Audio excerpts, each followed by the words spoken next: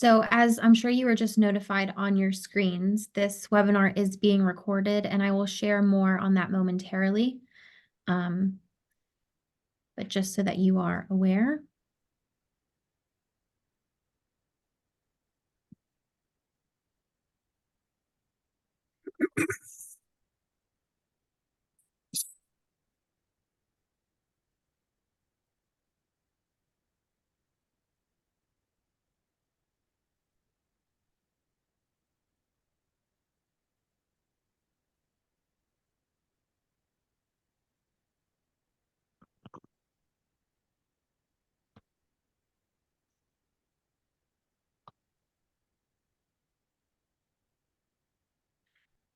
Alrighty.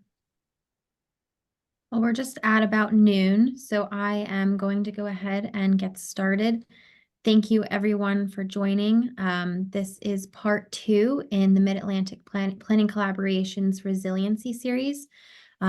We have an excellent panel ahead of us, so I'm really appreciative for everyone, for all of our speakers for joining us: Stephanie Johnson, Ed Lewandowski, Michelle Koenig, and Joshua Thomas. I will save introductions for them to introduce themselves briefly, but I will note that this webinar is being or has been certified for CM credit, and I will place that information in the chat momentarily as well, along with the link to the YouTube channel where you can find our previously recorded webinars, and today's I'd say in about a few days or early next week, you'll find the recording posted. You can go ahead and advance for me, Josh. Thank you. We really do encourage questions, but please submit your questions using the Q&A feature versus the chat feature. This will just help our speakers keep track of all inquiries. You can use the chat feature to engage if there's at any point any open-ended conversation, or if you have any logistical questions, feel free to DM me. During the Q&A portion at the end of the webinar, you can also use the raise hand feature to request to be unmuted if you'd prefer to ask your question out loud. But I think that about sums it up. I will be posting other helpful links to the MAPC web subpage of the Virginia chapter's homepage in the chat as well, with some other helpful links. So keep your eyes peeled there. But otherwise, I will hand it over to Josh, and thank you everyone for joining. Thank you, Jillian. I am Josh Thomas. I'm a principal planner with the Delaware Office of State Planning Coordination, and I am also the immediate past president of the Delaware chapter of the American Planning Association, and that's really the group I'm representing here today. I want to start off first by, Jillian, just thanking you for all the behind-the-scenes work you've done. As a part of this collaboration, Virginia chapter is handling all the logistics for these webinars. And that's just fantastic. It's a nice benefit for the other chapters who are participating. So I want to thank you, you and the others at APA Virginia for doing that. And as you can see on the slide, APA Delaware is a part of a collaboration of neighboring states and organizations. Since 2020, during the pandemic, we formed the Mid-Atlantic Planning Collaboration. And it's been a great way for us to provide free resources for continuing education credits and just making sure we're fresh on the latest and greatest that's happening in our field. And we have at least one webinar a month, and it's a great way to kind of extend the reach for those events and make sure we get a bigger audience and share things from a regional perspective.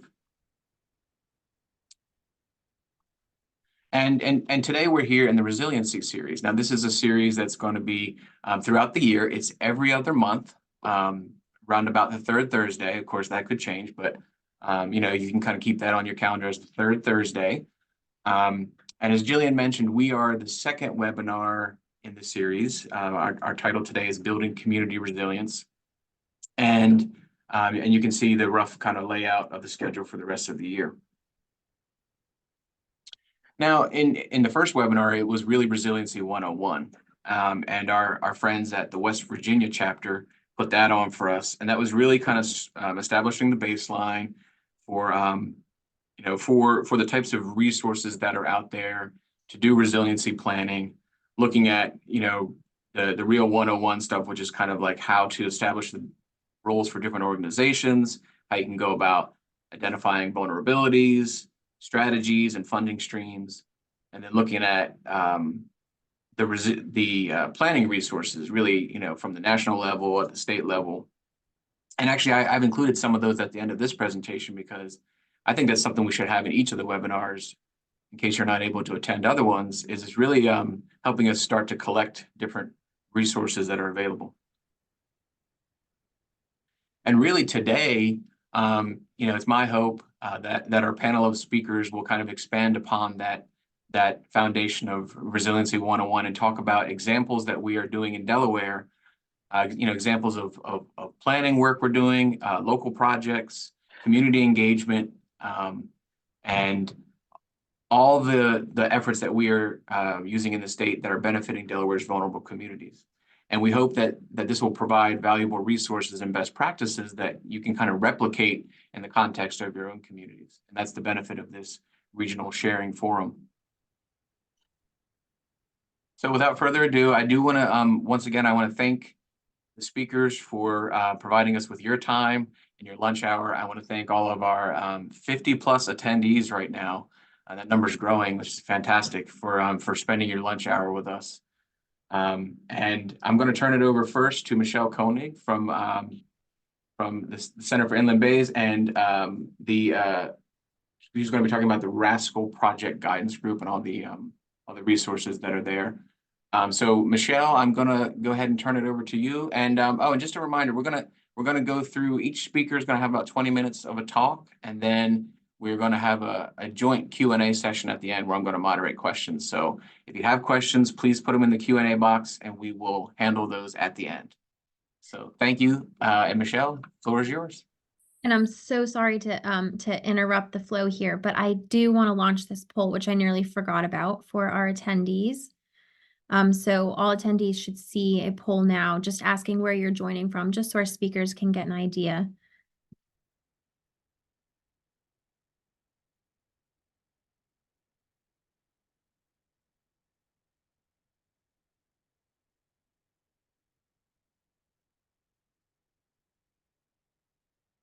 Alrighty, well, it looks like a lot are coming from Virginia. And anywhere else that's not listed, feel free to drop it in the chat. A lot of North Carolina. Alrighty. Thank you, everyone. Awesome. Well, shout out to my 5 Delaware peeps that I saw in the poll. And thank you, Josh and Jillian, for the introduction. I'm going to now share my screen, and we practice this, so I should do it right. All right, can everybody see my screen, I think? Perfect. So my name is Michelle Koenig. I am the Director of Conservation and Watershed Planning for the Delaware Center for the Inland Bays. And I am here representing the Resilient and Sustainable Communities League of Delaware, aka RASCL, best acronym out there. And I'll talk a little bit about who RASCL is, and then the Project Guidance Group, which is carried out by the Resilient Project Implementation Committee, which I am the chair of. And I represent the center on the RASCL team, and I'm not a steering committee member, but I am very involved with the Resilient Project Implementation Committee, mostly because the Center for Inland Bays, the organization I work for, is really focused on climate resiliency and making sure that our communities have what they need as the climate continues to change and create more challenges for us. But I'll start out, since a lot of you aren't from Delaware, I'll tell you a little bit about who RASCL is. RASCL is a collaborative network, and you can see on here the 5 entities that are part of the steering committee. And we're made up of state nonprofit organizations and academic partners. And we really are focused on creating a more resilient and sustainable Delaware, as our name implies. And our mission here is to support all Delaware communities in taking the necessary actions to follow or necessary actions to thrive in the face of a changing environmental conditions through collaboration, information sharing, and technical assistance. And we do that in a lot of different ways. So one way is to foster collaboration and networking. Rascal hosts coffee hours, which are a mix between virtual and in person throughout the 3 counties in Delaware. And they try to do this about quarterly. There's a different topic each month, or each time, I should say. And so it's a really good opportunity for folks to network and learn about different solutions or different projects that are going on. And then they also host an annual summit, which again is just a really good way to foster that collaboration and networking, and then also educate all of our folks in the area. We also develop and promote tools, best practices, and trainings. And this is something that we do a lot of. If you go to our website, which I'll have in a slide later on, we, for example, just came up with a sustainability document, which is really great. And I can't speak much to it because I wasn't part of the development process, but it's a tool for folks to look at to learn a little bit about sustainability in their community. We also conduct and support research and analysis. This is another subcommittee of Rascal, and we haven't done too much with this, but the subcommittee is getting up and rolling again, so we're hoping to do a lot more of this. And then we would, of course, disseminate that information out to all of our communities. We provide expertise, planning, and other forms of technical assistance to communities. That's where the project guidance group comes into play, and I will be talking to you about very shortly. And then we also work with our communities to identify funding sources to support resiliency projects. So the project guidance group, as I promised I would talk about, this is run again by the Resilient Project Implementation Committee. It's a free service that we offer, and it's a chance for communities to come to us if they need technical assistance or if they need help, sort of looking at a problem that they're facing, such as flooding, and figuring out, what resources are available, if there are partners that they should be connected with. And then, of course, we talk to them about any potential funding. The one thing that we do not do is provide engineering support or anything like that. We're really just there to try and connect you to other people or to other resources that could be of use. And this is really intended for incorporated cities and towns, of course, county governments, HOAs, faith-based organizations, nonprofits, chambers of commerce, and any common interest community groups. So it's quite varied. We really are out there to help really whoever needs us. So how it works is you go to derascal.org/project guidance group. It is a really brief sign up. Well, I shouldn't say brief. There's a sign up sheet, and I'll show that in the next slide. But once you submit that, the sign up sheet, we reach out to you and get a little bit more information, and then we have we set you up with a 20-minute time slot to talk to us virtually. So it's kind of like an office hour type situation. And we find that 20-30 minutes is usually about enough time that everybody needs. So this is just a screenshot of our website. You like I said, you go to DE Rascal Project Guidance Group, and then you click this button to sign up. It brings you to this wonderful Google Sheet, and you fill that out. And this is a really busy slide. I don't want to overwhelm everybody, but I just wanted to show what information we require up front. And the reason why we ask for all of this information is we want to make sure that when we do have your 20-minute conversation, we have the people who can help you there. So this gives us a really good idea of what you're looking for, what you need help with, and then we can make sure that we have all the right people at the table.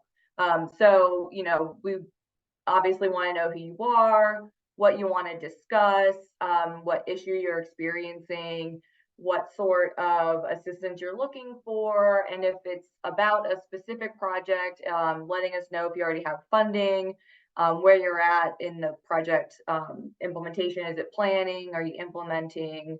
And if you have any previous studies or designs, additional information, because that can really help us just, again, better understand where you're at and what you might need. And so talk really briefly about a couple of Project Guidance Group in action. We started this maybe like a year and a half ago, 2 years ago or so, but it did take us a little bit to get up and running. And so we've talked to 4 people so far, or I should say 4 communities, 4 organizations, communities. And, you know, Dewey Beach was our kind of pilot town. So they were number 1. Tri-State Bird Rescue, we did talk to them and then sort of kind of passed them along. It wasn't really in our scope of work that we could help them with. And then Village of Art and Community was another, you know, we really connected them with the with financial assistance. But Dewey Beach and Milton, I'm going to share a couple of slides to talk about because we really did a lot more with them. So they're really good examples of what kind of things Rascal can help with. So Dewey Beach, if you're not familiar with Dewey Beach is southern Delaware, and they are a very narrow strip of land.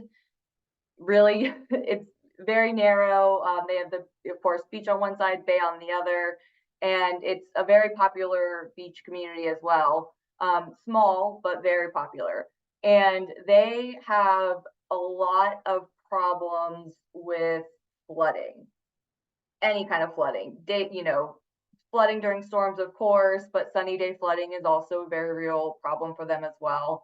And this picture is actually Dagsworthy Street. The building in the background is Ivy. It's a really popular restaurant and bar.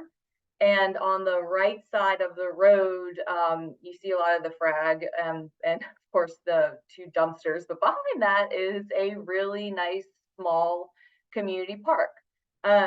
This is the road, and it really, right now, it looks like it just goes right out to the bay because it does. The road is washing away.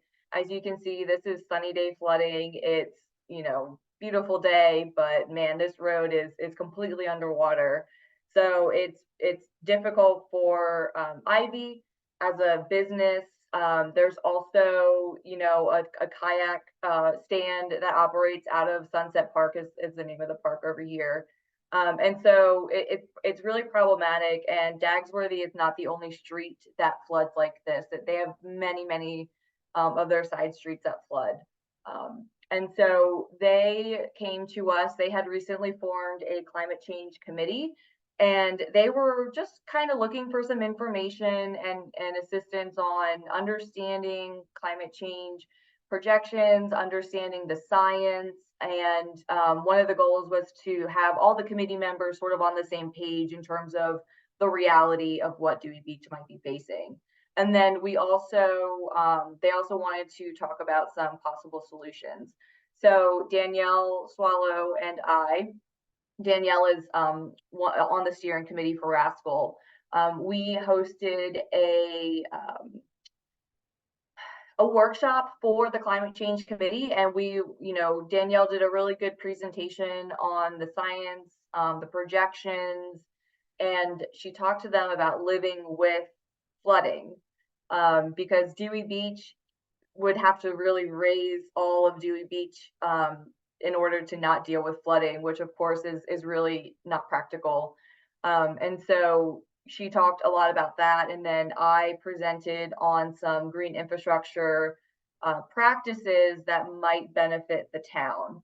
Unfortunately, Dewey Beach is very close to the groundwater. So a lot of the green infrastructure practices are very expensive, and they're not as helpful because there's just not a lot of place for water to go. So what we really focused on was some policy. So we did connect them to the University of Delaware public administration, and they went through some different policy options, you know, raising the height of some houses in the future, talking about if you're repaving, doing impervious or pervious pavement pavers, you know, different things like that, just to give them an idea of what policy opportunities were out there as well.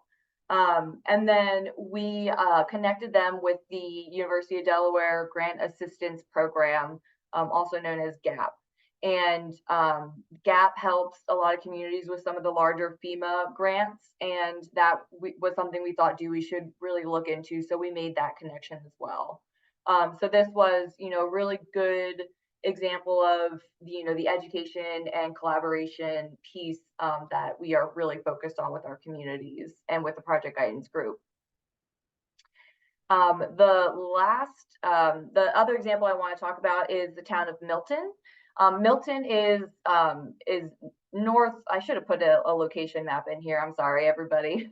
But so the town of Milton, they're not coastal. They are more inland, but they came to us. This is, I think you can see my cursor, but the Broadkill River goes right through the town. And what they face is, again, a lot of flooding from the Broadkill. And a lot of their restaurants, they have a lot of restaurants, a lot of shops in their, downtown area. And then they have a nice little park that's affected by this flooding. And really, one of the issues that the mayor was facing is getting folks, again, on board with the issue of flooding and it being climate change related, and about it being a problem. Oddly enough, some of the restaurant owners who do get flooded out were kind of like, oh, I don't know, it's whatever. And so it was a real concern because, when you do different projects around town, you really want to have everybody on board. And so we have been talking to them for quite a while now about, what options, what opportunities are out there. And so we are going to be hosting another workshop focused on they did a climate study, and they really didn't do a lot of outreach in terms of the outcomes of the study. And so we are going to host a workshop that focuses on the results of that study. And again, talking about climate projections, different solutions, and really, what the community should be concerned about and how they should work together. And then I won't talk too much about this because Ed will maybe get into it, but we also connected them to the Coastal Resilience Design Studio. And again, I'm not going to give any teasers away. He'll talk all about that. And so this is another really good example of how we've made a lot of connections. We also sent them over to the GAP program for some funding opportunities. And I don't have much more to say because we haven't had our workshop yet, but everybody cross your fingers that it goes well. So that is that's basically all I have for the project guidance group. I have a question slide, but put them in the Q&A. We'll get to them towards the end. So thank you all. And I hope that was helpful.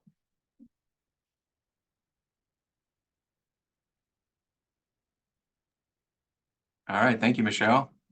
It's very helpful. I don't know. I view that group. I view your group as really helping shepherd them through the process, because when you try to approach something like that, it can be a very daunting thing. And even if you're not providing direct resources, you're helping them narrow down or filter out the thoughts they may be having about where to go. So, so yeah, I think it's an awesome thing that Rascal does. Thank you. Great. Well, thank you once again. If you have questions for Michelle, put them in the Q&A and we will get to them at the end. We're going to move on to Stephanie Johnson when she's ready, and I believe you can share your screen now. Stephanie Johnson is our Director of the Division of Transportation, Resiliency, and Sustainability. Hopefully I got that right. DelDOT? Close enough. Yeah. Close enough? Okay. Works for All right. me. Take it It's a away, lot of Stephanie. words. Thanks. Thanks, Josh, and thank you guys for having me. As Josh mentioned, I'm the director at DelDOT, our Delaware's Department of Transportation, the director of the Division of Transportation, Resilience, and Sustainability. It's a mouthful, and it's a lot of work, but it's great. We really enjoy the work that we're doing. But you might see reference, I can't remember if I have it in the slide or not, to TRNS, and that's pretty much how we refer to our division. We like to start each presentation with our mission statement for the department, which is excellence in transportation. Every trip, every mode, every dollar, and everyone. And when we talk about resilience, we want to make sure that in every one of these elements that we are also resilient too. And so that's essentially the task that we've been given, and how it relates to our mission. So that picture there is a picture of the whole division of transportation, resilience, and sustainability. It is myself and Trish Arndt, who is the deputy or assistant director for the division. We are a mighty team of two, and we get a lot done. There's a lot to do, and we get a lot done, but it's great.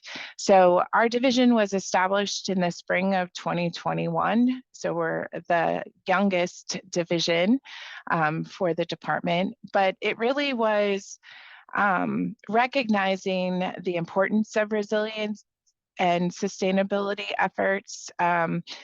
We had been resilience and sustainability had been a conversation, and there were certain folks throughout the department, including myself, that were working on resilience and sustainability efforts, but it was kind of like our part-time job. It was something that we would think about, or something would spur a conversation, and so we would be working on it, but it wasn't, there wasn't one dedicated person or a dedicated section focused on it. And so by establishing this division, we're able to consolidate all of those efforts and keep track of them.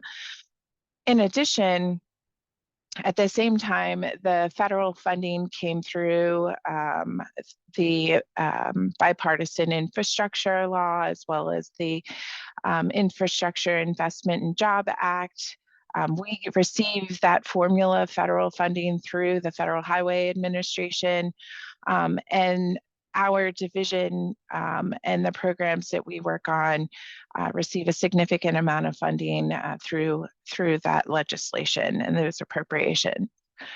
Our biggest, one of the things I think in relationship to this webinar specifically, is engaging with stakeholders and partners in the public. We really want to make sure that we don't know what we don't know. We can't pretend to know everything. And so being able to engage with stakeholders, partners, definitely the public, and the work that we're doing is essential to being able to truly deliver resilient and sustainable projects.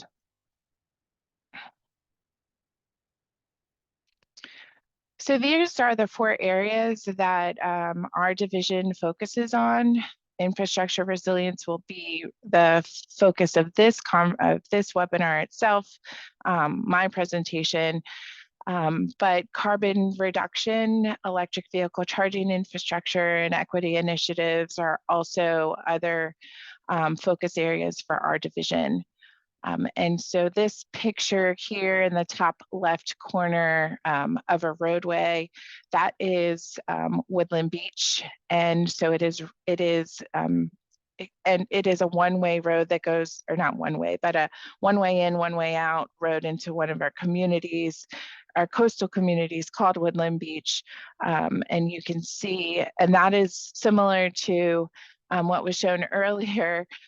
This is a sunny day flooding. And so this road happens to get flooded pretty frequently, at least on some days, twice a day. So that same road, I love to share. Hopefully this will work. Let me know if you're able to hear it.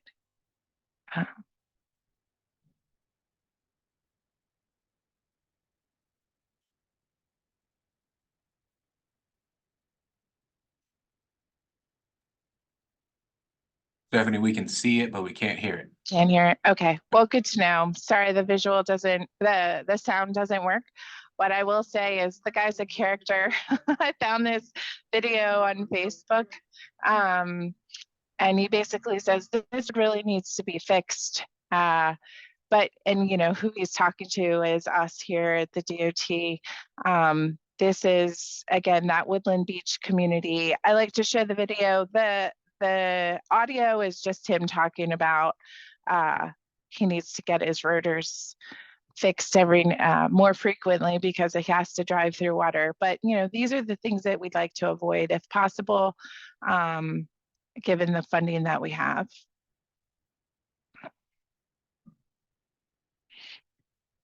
All right, so just a little bit, I'm glad you guys did the poll because it gives me a sense as to who's familiar with Delaware, who may not be, and those of us that have grown up in Delaware are pretty familiar with the fact that our state is very low. We're very, very flat.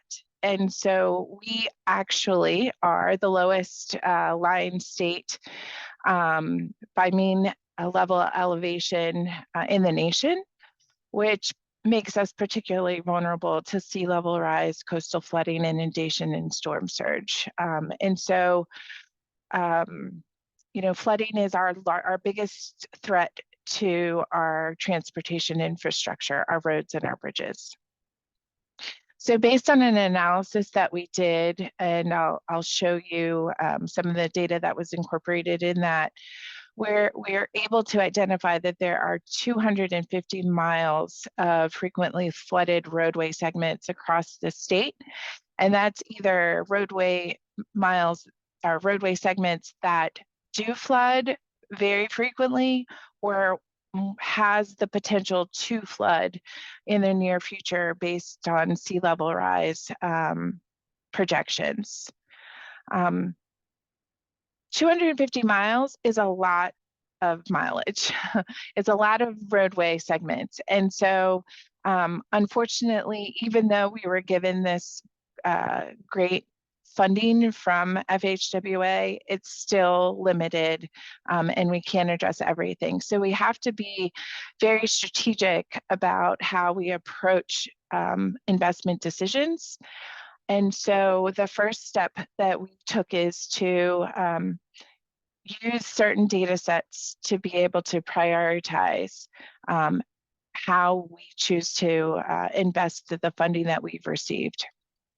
And so this chart here shows you the different data sets that we have gathered and then weighted to help us prioritize those 250 miles of roadway segments that could potentially flood or actually do flood. And so you can see in here that the University of Delaware had done an inundation study. We've included that, as well as information from our own maintenance districts about what they see on the roadway. Some flood data from national databases, traffic count, you know, how many vehicles use the roads and what kind of vehicles those are, what the rating of the pavements are, if it's an essential route like an evacuation route, and then really about the community that those roads go in. Are they equity focused areas? And then does the road provide access to essential facilities like hospitals, schools, dialysis facilities, those types of things? How large is the community? What is the employment density? And then access to transit services as well. So based on that analysis that we did, we used GIS to be able to prioritize those roadways. And so you can see to the right what that analysis showed. And so the ones that are 1 to 10%, that's the highest level of, that's the highest, those are the highest priority item locations. And then the green are obviously the lower. Thank God there's a lot more green than there is red.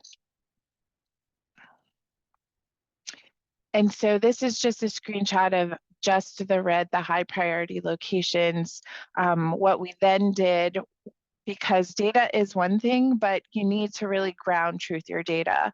And the best way that we did that was working with our maintenance districts to be able to get their input to verify that what we were able to spit out with GIS, that it is in line with what the maintenance districts are seeing as well. And then getting community input where we can. So one of the projects that I thought I would highlight for the purposes of this presentation is the SR1 corridor, coastal corridor resiliency study. Even if you're not from Delaware, you're more than likely familiar with this corridor. It does connect Delaware. It does connect Delaware directly to Maryland. So the purpose and need of this study is listed here, really just trying to make sure that we know what the condition, existing and future conditions of this roadway is based on the factors of flooding and what we already have experienced and what we project will happen with continued sea level rise and coastal inundation. And so through this process, we plan to identify what the mitigation options are and to share those with the public and get that level of public engagement. We want to be able to establish criteria to evaluate each of the alternatives and come up with some conceptual mitigation alternatives and evaluate those. And then as we're talking about, really making sure that we're engaging with the public stakeholders, which here are the local governments, and have them help us determine preferred alternatives based on all that work. So here's the study area. So it's just north of Dewey Beach, all the way down to the Maryland state line. It's about 16 miles. And so it's a significant stretch of roadway.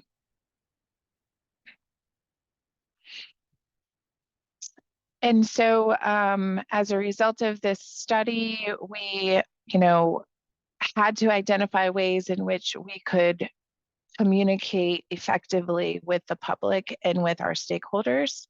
So we came up with a few different strategies.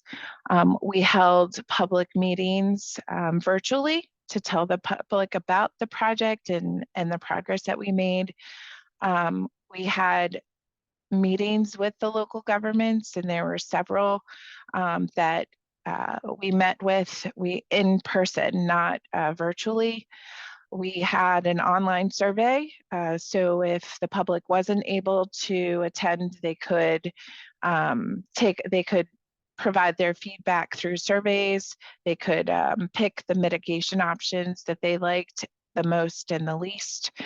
And then once we got through the study, we had follow-up meetings with the local governments as well.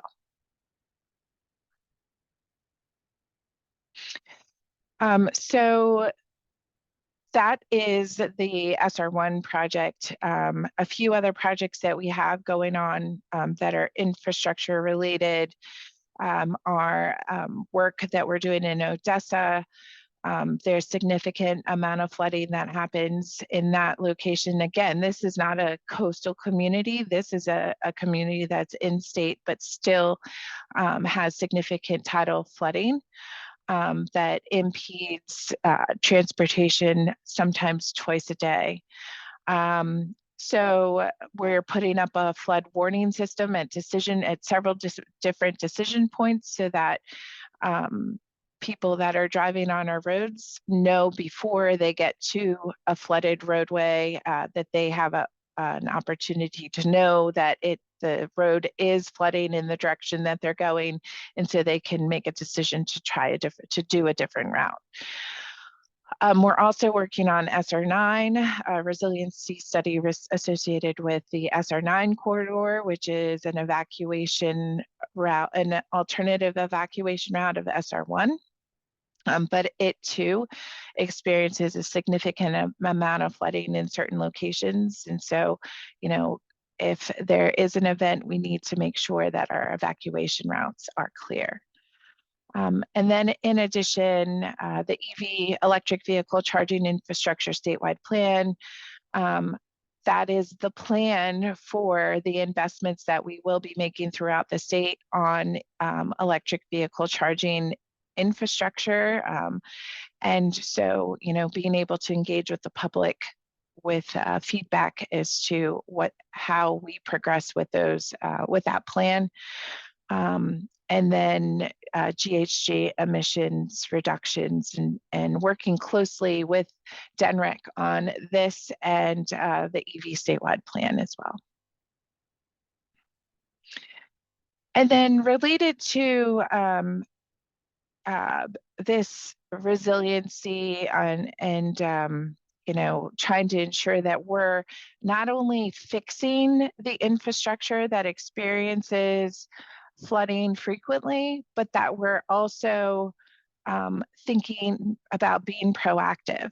And so that we're not designing roads that aren't considering the potential for sea level rise and climate change. And so we're working with our engineers in-house here to ensure that we're providing the guidance that they need in order to determine how a road should be designed in consideration of sea level rise and storm inundation.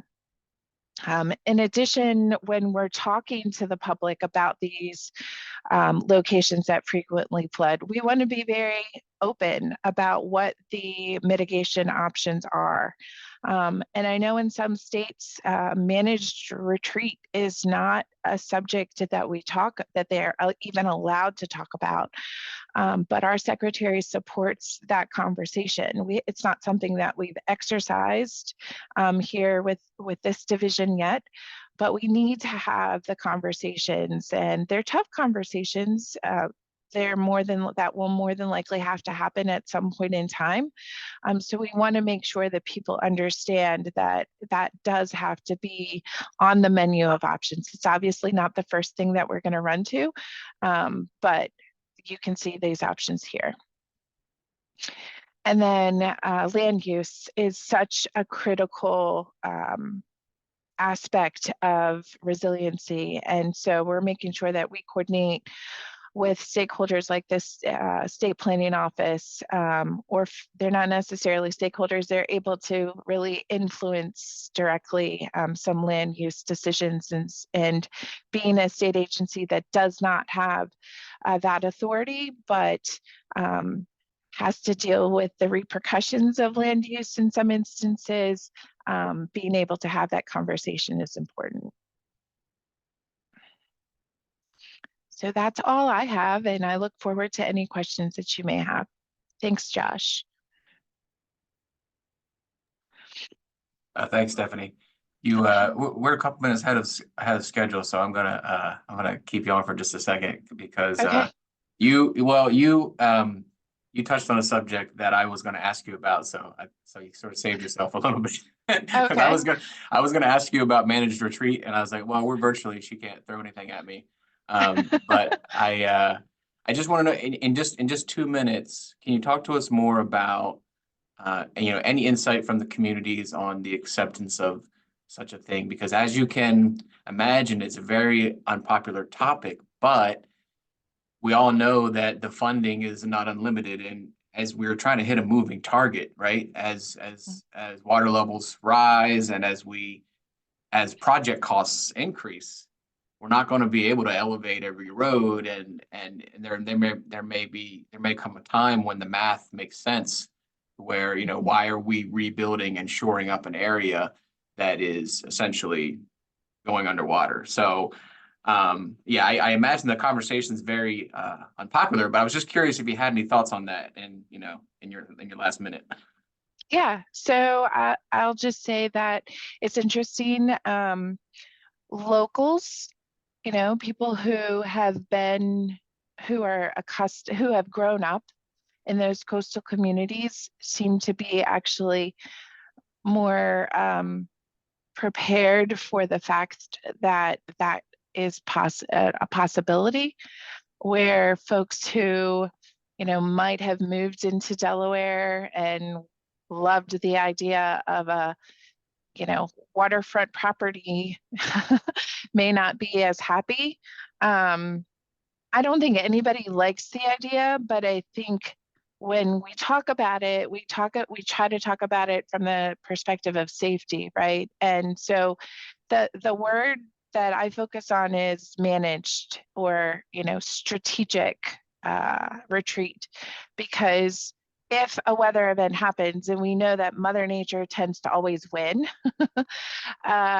if a significant weather event happens, people are going to have to retreat, but it's not going to be managed. It won't be strategic. It won't be organized. And so people won't be able to pull their personal things out and like be able to have that time to make decisions about things. At that point, you're reactive and you're just trying to gather what you can. And so we hope that, you know, like I said, we haven't had these conversations directly with any specific communities or homeowners, but we believe that it possibly is something that we will have to do at some point. And so we want to be able to be honest and transparent and say, this is on the menu of options, but it isn't anything that we're like running to do, right? Like, it's not like we're just going to throw money at everyone and be like, let's just buy your house because it's just easier. That's not our approach. We recognize that people love their homes. I live in the house that I grew up in since I was a kid, so I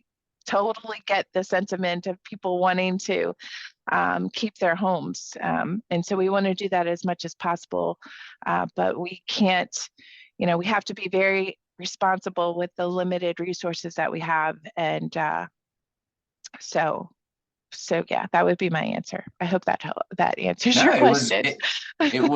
It did answer my question. It was very insightful. And Ed looks like he's having well, he messaged the hosts and panelists and said that he's having like presentation issues, so he may have to kind of close and reopen anyway. So Okay. I was worried that I was stealing a minute of his time, but we might have to give him a minute anyway. No, I really think it's what you said. I never thought about that approach before. I never thought about the approach of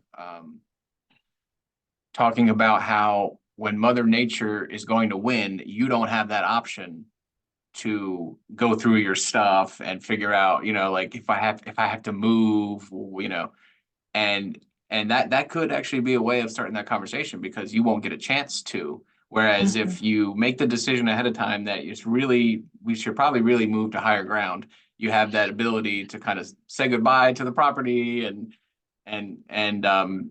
manage that retreat. And I mean, I think we could all agree that it's a better word than abandon. So, Correct. yeah, you know, I mean, we can abandon a road. We don't like to do that. It is a roadway, but abandoning a road is completely different than abandoning your home. Exactly. Yeah. Yeah. And I wasn't, you know, in any way advocating for that, because I know that is a sort of a last option. But I just feel like, you know, and I'm hoping that others on the call agree, is that at some point, it seems like there's certain areas where that's what we really have to do, because, you know, we're not going to be able to continually, you know, like how many storms can you go through? How many recovery efforts do you have to manage to where, and it's not just about the money, like I said, it's about safety too. Like how many different, how many events do you have to go through where you start to realize that this is, you know, bad on resources and just, you know, detrimental Not sustainable. to human life. Yeah, right. Not sustainable. Exactly. Yeah. Yeah, Right. and I'm not an engineer, but I will say that I hear from our engineers all the time. You can engineer yourself out of anything, right? You can design anything to work, but there's a cost associated with that. And in some instances, it's just not financially responsible to do, you know, that level of engineering. Well said. So I'm gonna one of the words in resiliency and disaster planning is adaptation, right? So we have to adapt, and I don't see Ed back on yet. So we're gonna adapt, and we're gonna do some Q&A while we wait for him to come back in.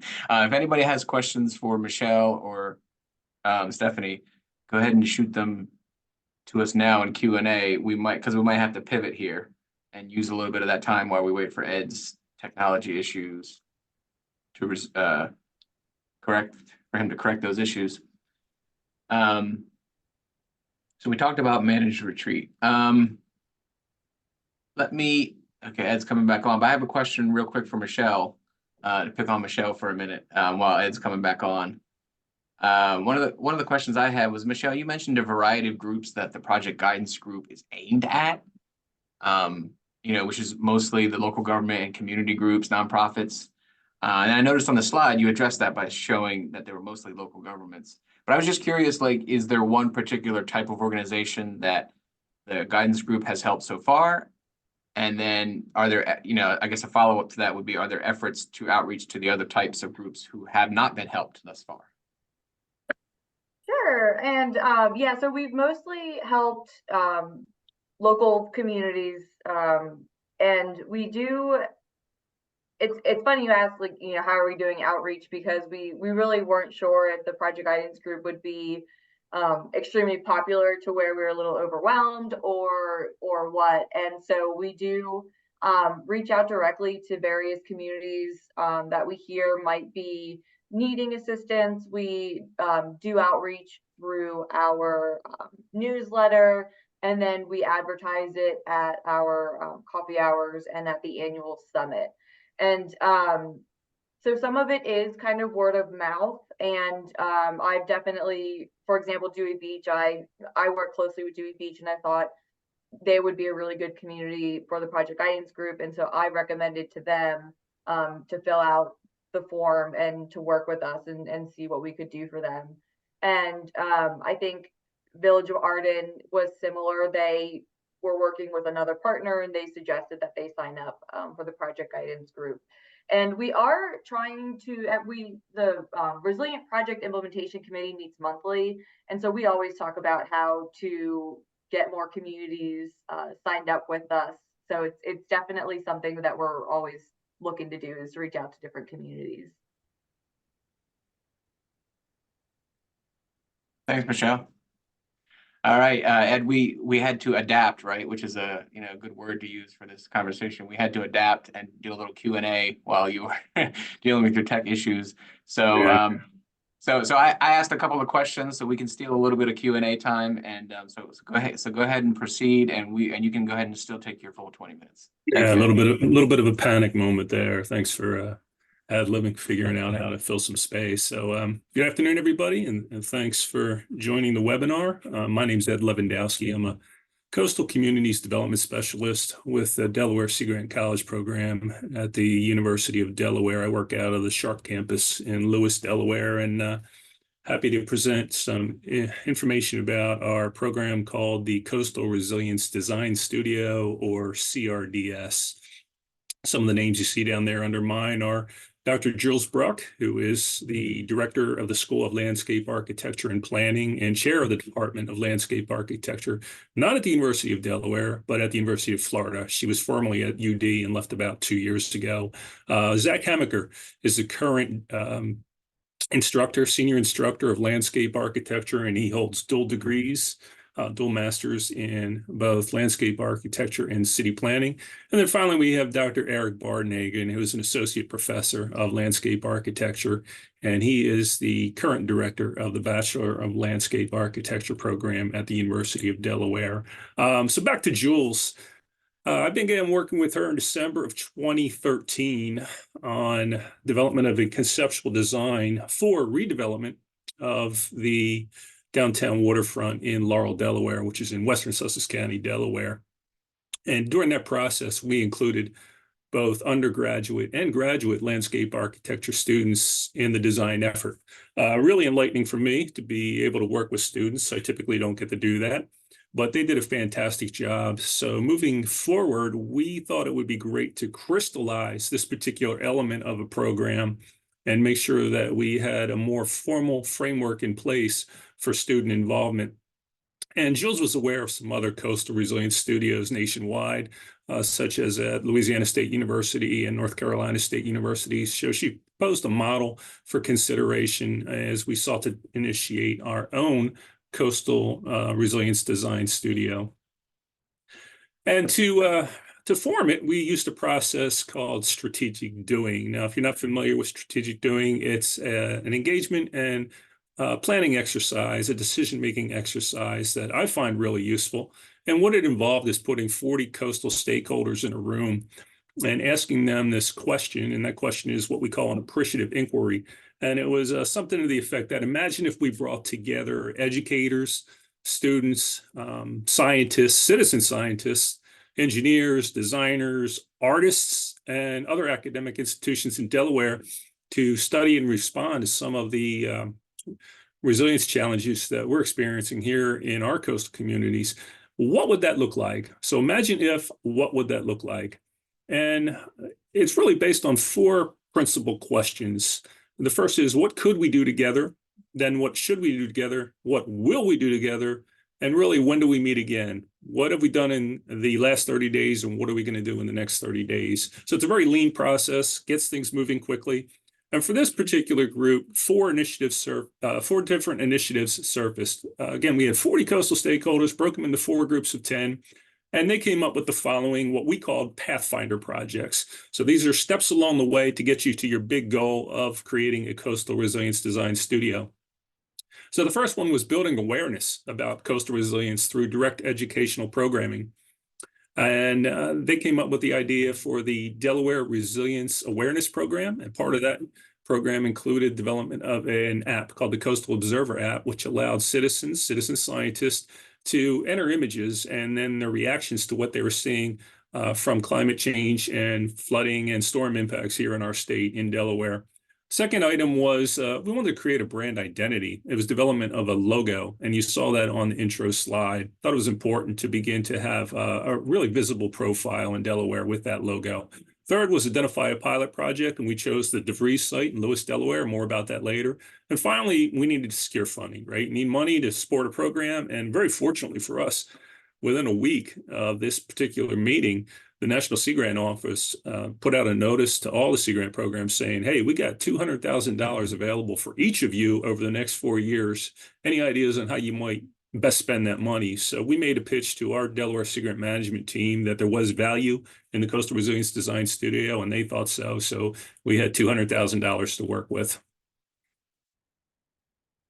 And really, the program's basis and its description isn't much different than that appreciative inquiry, that original question. It's like, let's bring together an interdisciplinary team to focus on coastal resilience challenges in Delaware.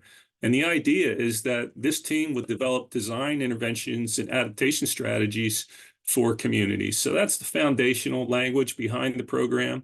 And we were off and running. Again, our vision is to create design solutions.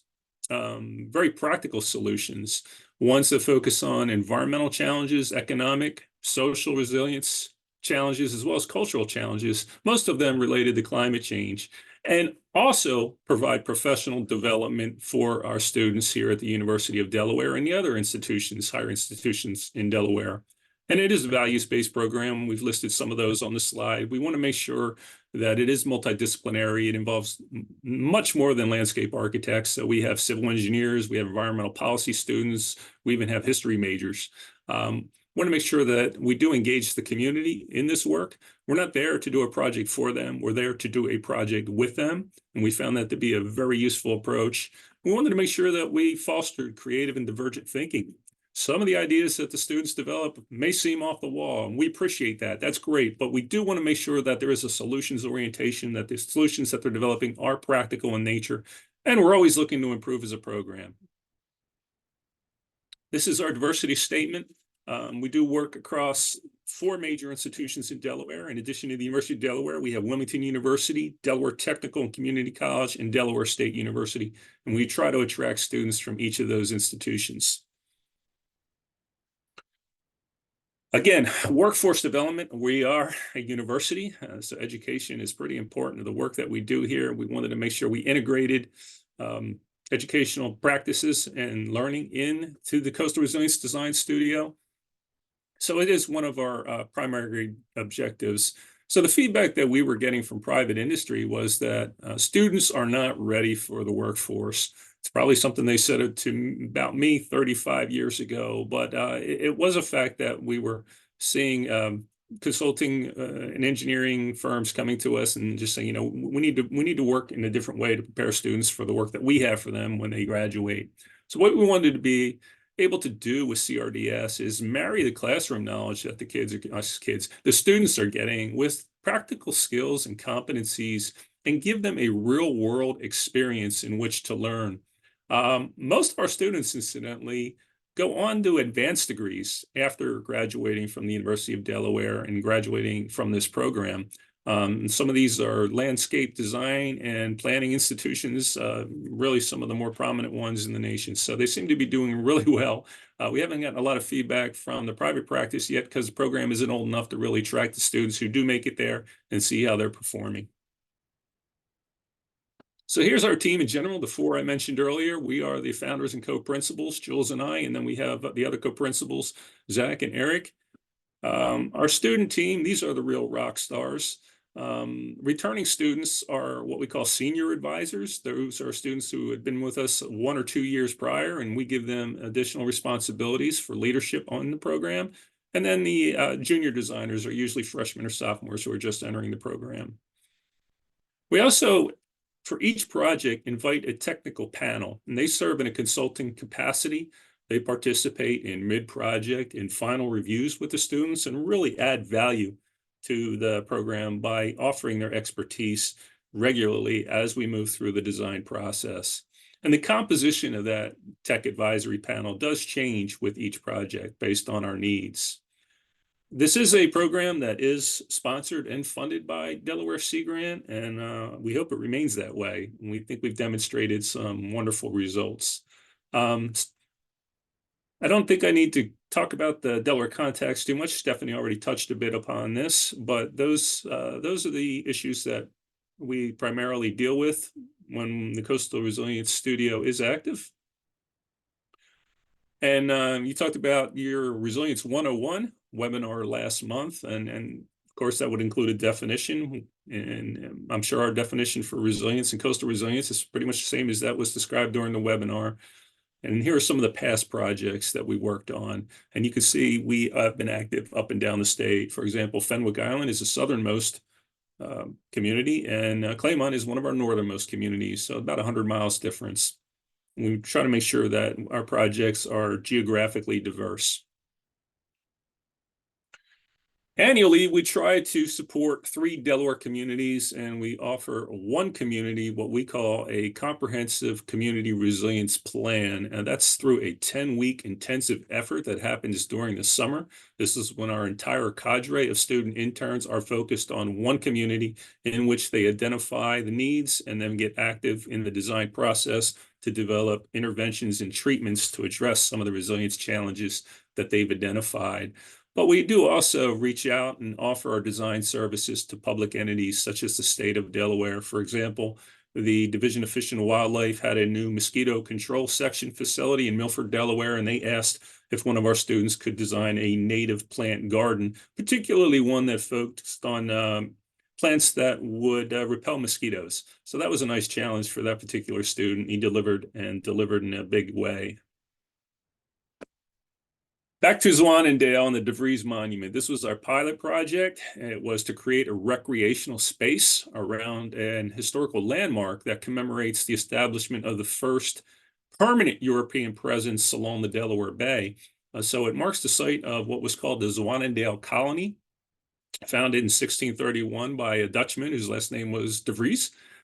Colony was the first attempt by the Dutch to establish a settlement here in the United States, or what it became the United States.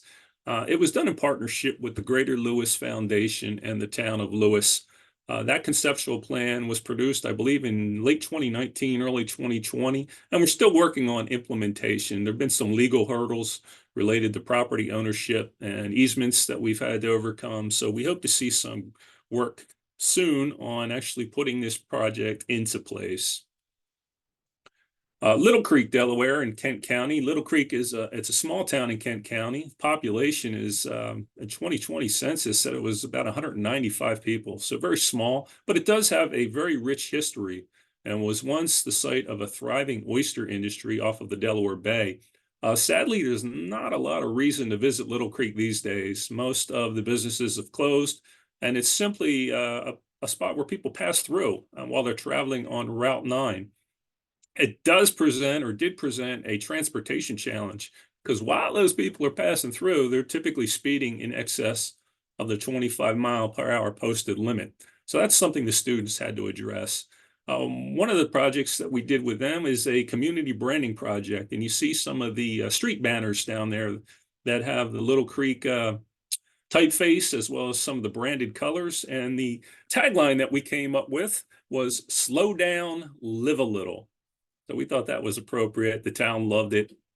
And those street banners were actually used as a traffic calming measure, because when you hang those on the telephone standards or the electrical standards along the roadway, people look at them, slow down. And it has, we've shown, not by monitoring, but the town anecdotally said that folks are moving a little bit slower these days. There was also a micro retail component called Waterman's Village. Wanted to be able to attract folks to Little Creek for food, for drink, for retail opportunities. So that was a challenge that the students tackled. And then sunny day flooding along Route 9 was becoming more and more regular. So there were sea level rise concerns, as well as stormwater management concerns due to an unpermitted impoundment that was withholding water from draining down into the bay and causing flooding upstream, which was on the northern section of the town. One of the other items that they worked on was connectivity, with the potential for an interpretive trail to a nearby Delaware State wildlife area. So a lot going on in Little Creek for the students, and they came up with a wonderful plan. Here you see some of the elements of that plan, including a stormwater buffer and swale on the north end of town. They redesigned the Little Creek Park to accommodate some of the stormwater treatments that they've recommended, including a functional wetland. You could see one of the streets with the banners hanging on the telephone standards. They did also some temporary traffic control measures, such as bump outs that they installed just to see what would happen. You see the broader extent of a trail to the wildlife area across the middle in that banner format, and some of the elements of that, as well as what the commercial district might look like. First State Crossing, one of my favorite projects, only because it was in my hometown of Claymont, Delaware, which is on the Pennsylvania border. First State Crossing is a redevelopment project of a former steel mill called the Claymont Steel Mill, or Phoenix Steel, and it's undergoing a pretty vibrant transformation. Sits on approximately 425 acres. And on that site, there are some really key features that they're attempting to build. One is a mixed-use development. So the master plan calls for office buildings, residential units, retail areas, commercial space, and light industrial facilities. It's also a nature park along the Delaware River, about 130 acres of green space that has been set aside. And then there's a $70 million transit center that is actually open for business, and it is replacing the old Claymont Amtrak station. So our students really focused primarily on that 130 acres of green space. And it was interesting because this was done in collaboration with the Claymont Renaissance Development Corporation. And when they made a pitch to the developers out of St. Louis that a group of students would be working on a conceptual plan for redesign of that area, it was met with a little bit of skepticism. But when the project was done, the lead from the development firm out of St. Louis, he couldn't say enough about the work they did. He said it saved them tens of thousands of dollars and months of time. And he appreciated how lean the process was and that the students were able to respond to the project's needs and the community's needs, more importantly. It is an award-winning program now. Back in 2021, the Coastal and Estuarine Research Federation, or SURF, held a national design competition. We made it into the final rounds, and our team of 6 undergraduate students finished in first place ahead of Penn State, Virginia Tech, and Florida International University. So we were pretty proud of the effort that they put on, and their design target was the area around Hampton, Virginia, which is prone to significant flooding from sea level rise and other storm-related impacts.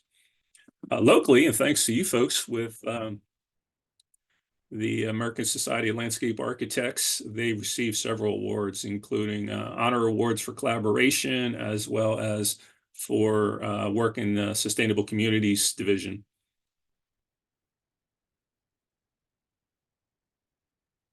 Here are a couple of those comprehensive plans. Again, these are the plans that are developed over a 10-week summer session. They are on the web, and you see the URLs identified there. And what we found is when professional teams and consultants do get their hands on these reports, they're impressed by the caliber of the work that these students are doing. They are rock stars. They truly are.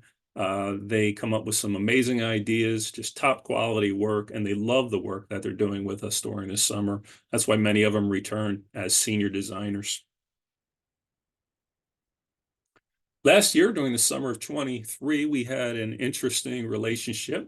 We did work with students under the direction of Jules Bruck from the University of Florida. We had 3 UF students who traveled up to Delaware. They thought that 90 degrees here was a lot cooler than 90 degrees in Florida, so they didn't mind being here. But we were able to complete 3 projects, some of those together. First, we had a UF student in Florida, or from Florida, work in Laurel, Delaware, and I'll show you some of that product in a slide, and that's going to follow.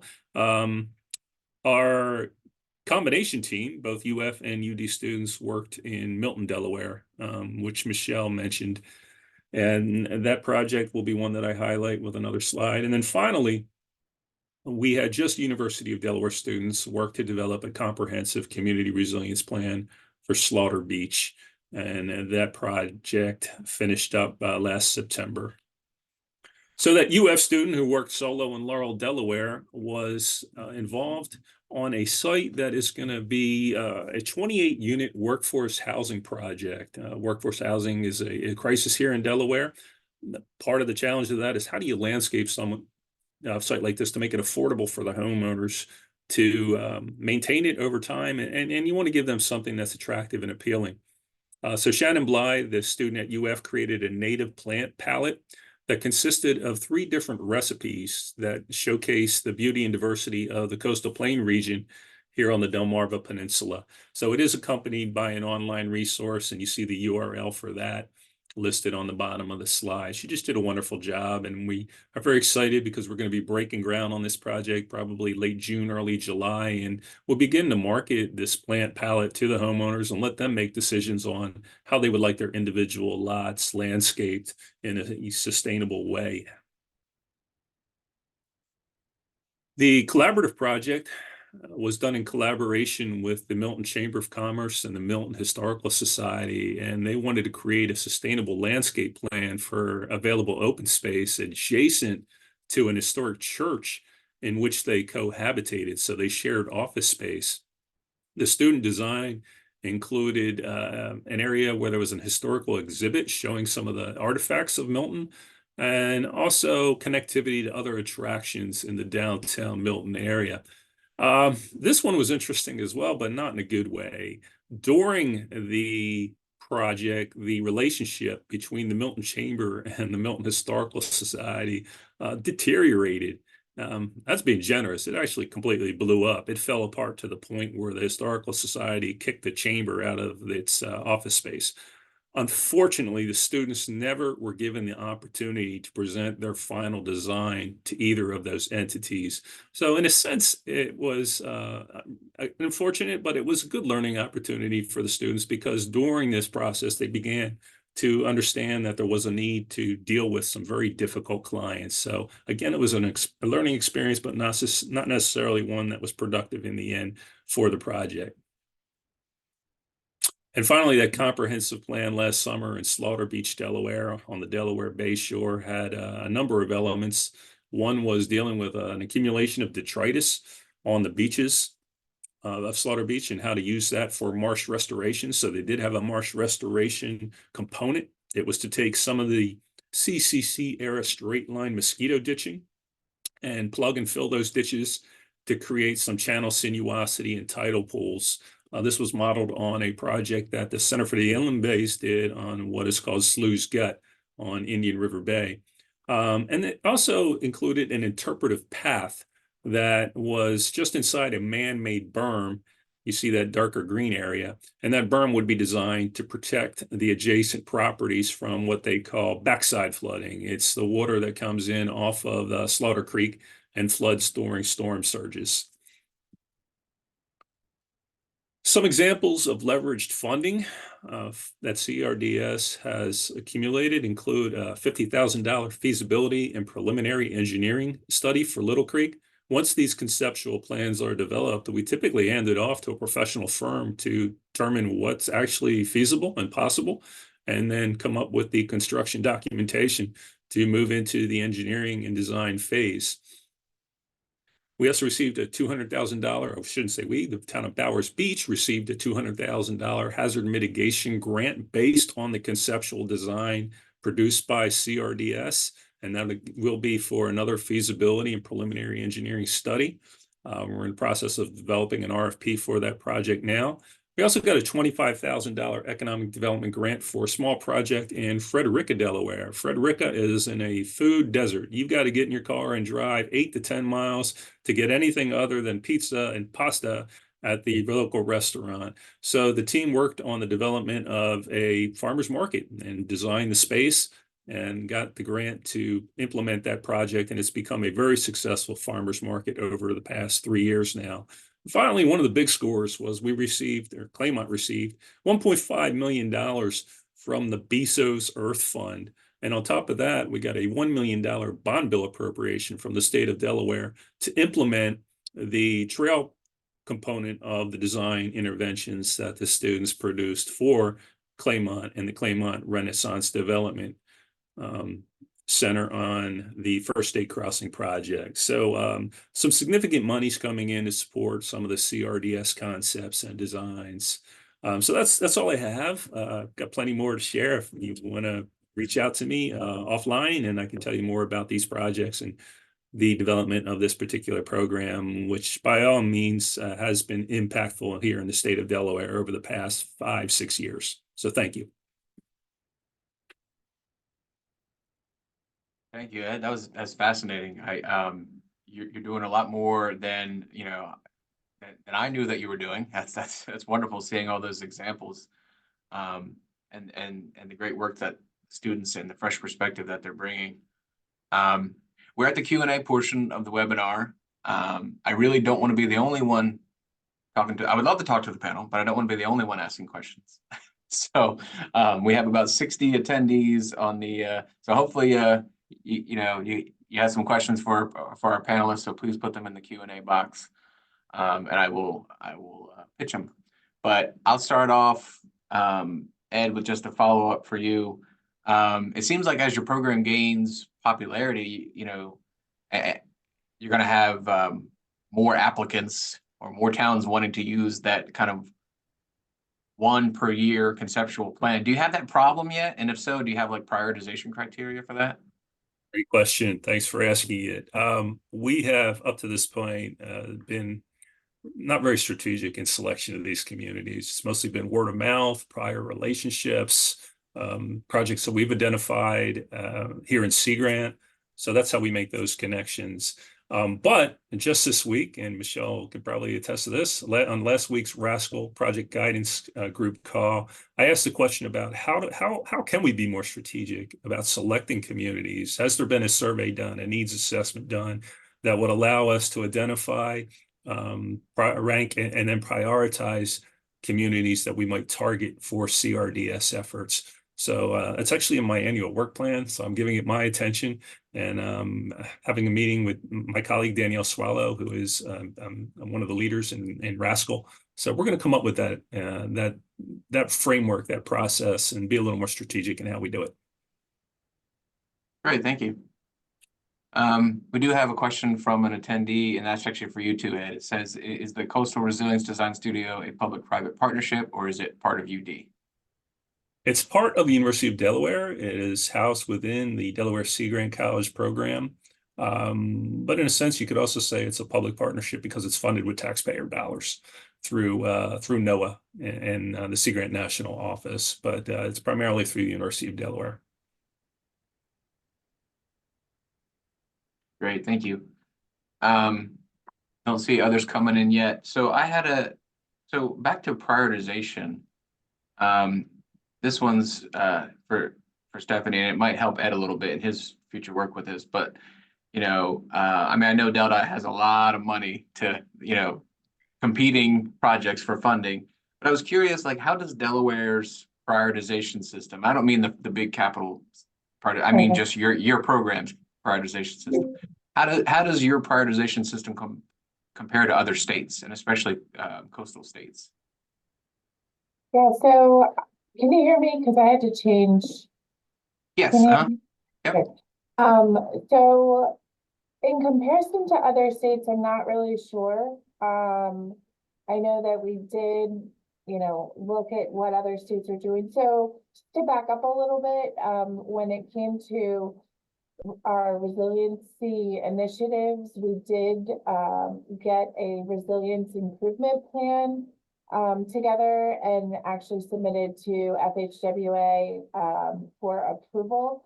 It's not a required document, but it is something that was recommended by FHWA. And because we did get it approved, we actually are able to receive some extra federal funding participation. So it decreases the amount of state funds that match federal funds. So there's kind of like that incentive from the feds to get that done. And so, as we make those updates and as we learn more about how other states similar to ours incorporate some level of prioritization with theirs, then we will continue to update and enhance our own. But what we came up with was really internal, like what makes the most sense for our state, given the factors that we know about our state and the level of funding and what is important from a transportation infrastructure standpoint.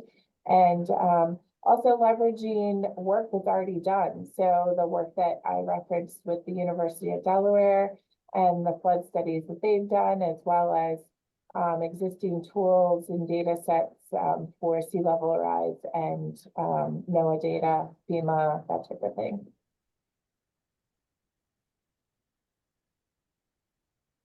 Thank you. All right, we got a pretty quiet group here. They're making me go to my list. You can ask questions of each other as well, but I did jot down some notes. So one of the things, given our regional audience, right, it's really cool that we have people from all over our Mid-Atlantic region here online.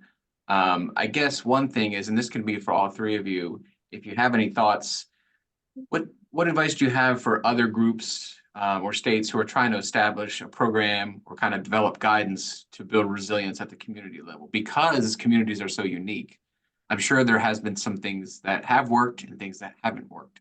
So do you have any thoughts to share? Because I want to go with that theme of trying to kind of transfer this knowledge and help it, help our other states online. Any advice?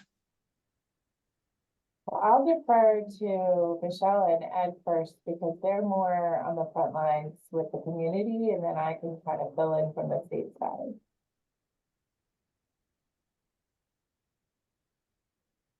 I think my advice, and I think really what we've seen as a really big success with Rascal is to create the opportunities for networking and for information sharing.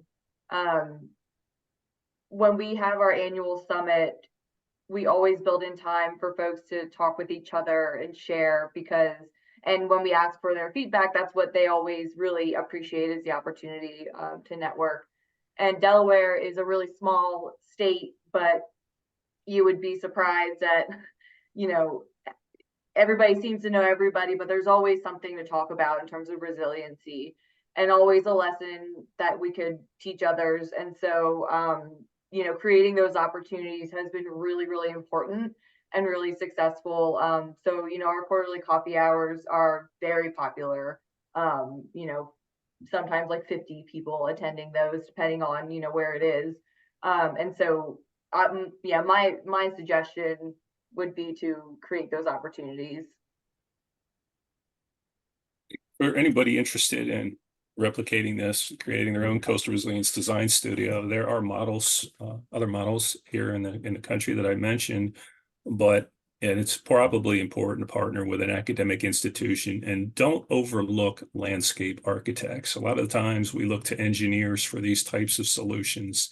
And what I found in my experience after particularly sitting on the Delaware Association of Professional Engineers for 5 years is, no offense to you folks, but you mostly think in black and white. There's no gray. And landscape architects like to work in that space, that gray space. So they come up with some pretty creative ideas. Now, whether or not they're feasible, that's where we love the engineers to come in and tell us the practicality of these interventions. Yeah, and I guess I would just add, how important communication is in general and to know your audience and to be able to communicate in a way that is meaningful. So, we try to tell our engineers, like, you've got to take technical language and break it down. So, my husband's a teacher. He knows very little about transportation.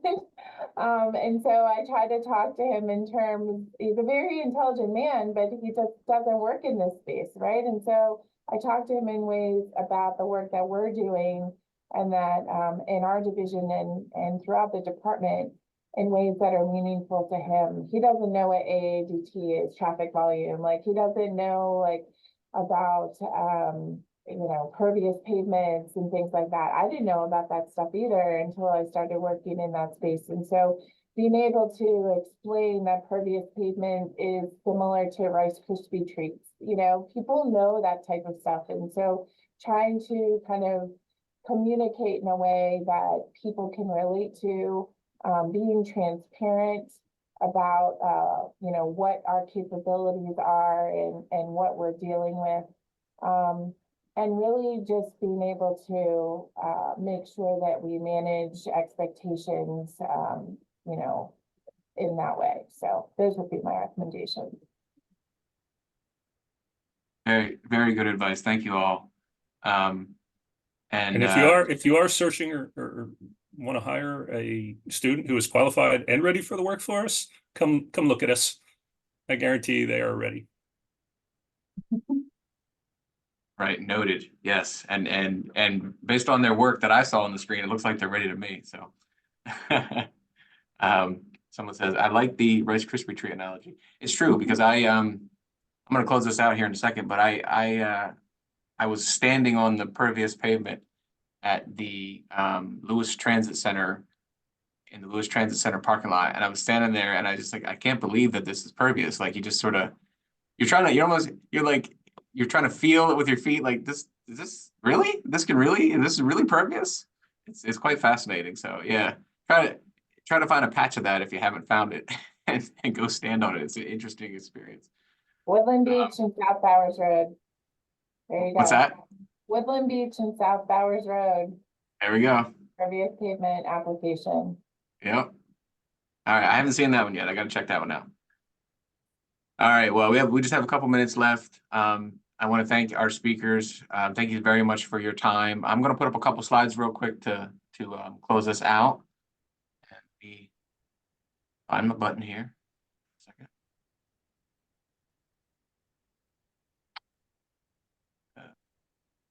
Too many screens. Okay.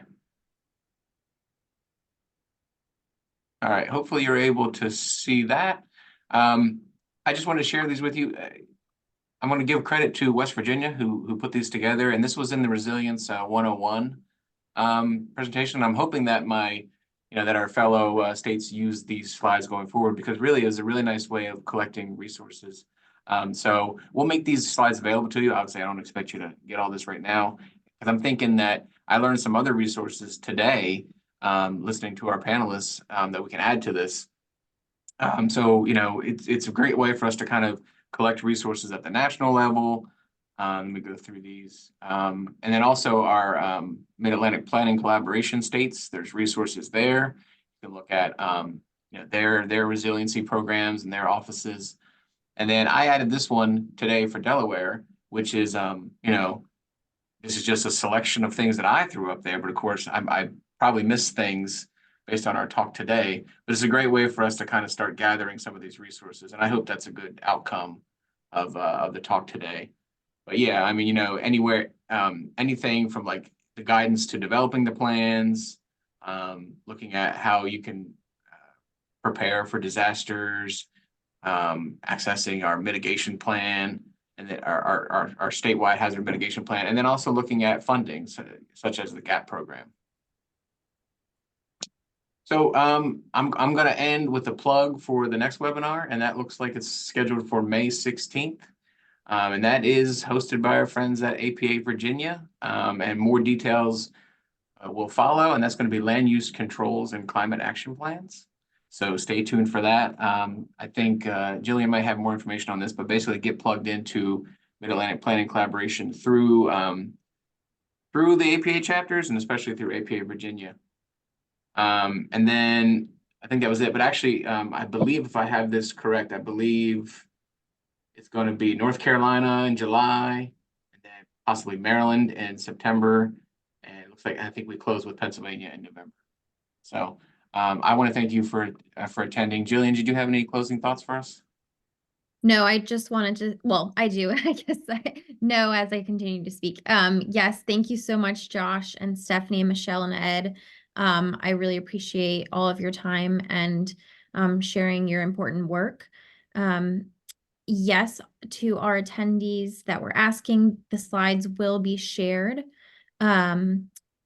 in our follow-up correspondence. So that will come in an email format in the next couple of days from APA Virginia, and that will include the link to the recording and along with our speakers' email contacts. So if you think of a question that you weren't able to ask today, I know that they're happy to be of resource. So keep your eyes peeled on your inboxes. But otherwise, I just want to really thank everyone for joining and for our speakers for participating in the series. Great. Well, thank you all. And we'll let you get back to your regularly scheduled day. Thank you, everyone. Thank you.